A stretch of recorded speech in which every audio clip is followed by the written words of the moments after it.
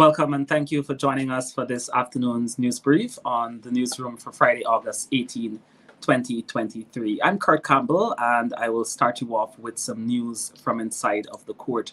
On Tuesday, we reported the fire in Linden that claimed the life of an aunt and her niece. And the man who set that fire, Akali Moore, a 33-year-old man who's the brother of the woman, Cheryl Moore, and the uncle of the 12-year-old girl, Kayla, he appeared in court today and he was charged with arson and also the murder of his sister and his niece.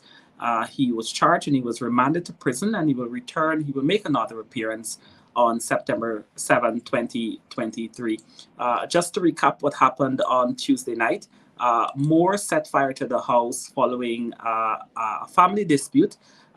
Neighbors and relatives said that the family dispute has been a long-running one, and there was a disagreement on Monday, the same day that Kayla, the 12-year-old girl, celebrated her birthday. And when the family retired to bed on Monday night, Akali set fire to the premises from the lower flat. That resulted in the death of his sister and his niece. Again, he appeared in court today and he was charged with arson and murder.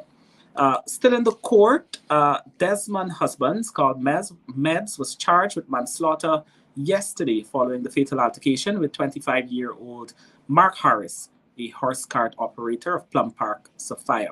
Husbands appeared at the Georgia Magistrate Court before Chief Magistrate Sherdal Isaacs Marcus, where the charge was laid against him. It was reported that the two men were to shop at Plum Park, Sophia on August 14, that's Monday last, when an argument ensued.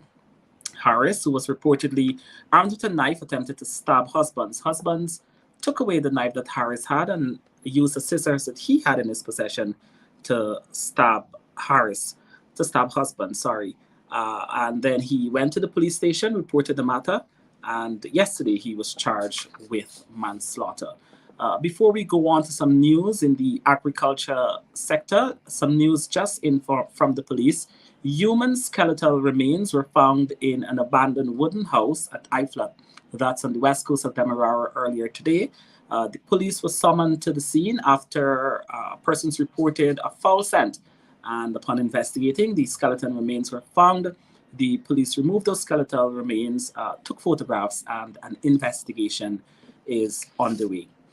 Now for some news in the agriculture sector. We will tell you that the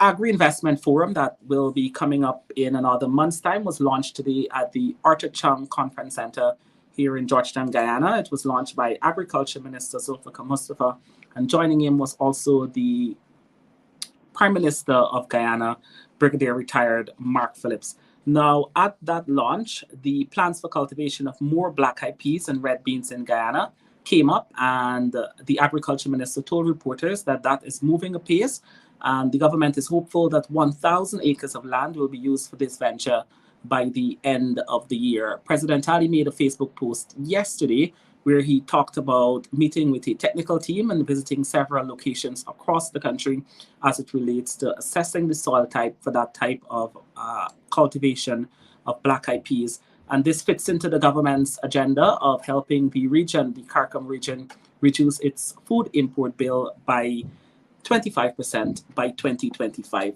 In fact, the entire Agri-Investment Forum is part of helping the Caribbean region reduce that food import bill.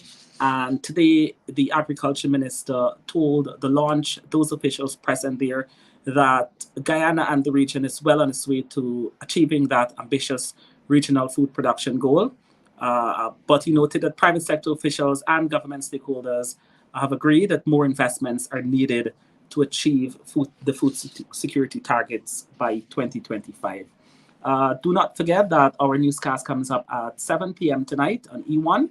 And some of the stories we will be bringing to you then includes Guyana recording 11 dengue-related cases.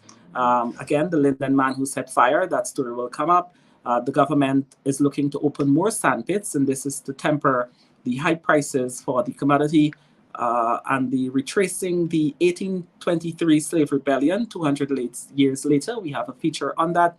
And we also have our sports segment where we will bring to you the Amazon Warriors start of the CPL title quest, and several organizations benefit from cricket for charity funds. That's our afternoon news brief for today, Friday. Again, catch us at 7 p.m. tonight for our newscast, and you will see us again here on Monday.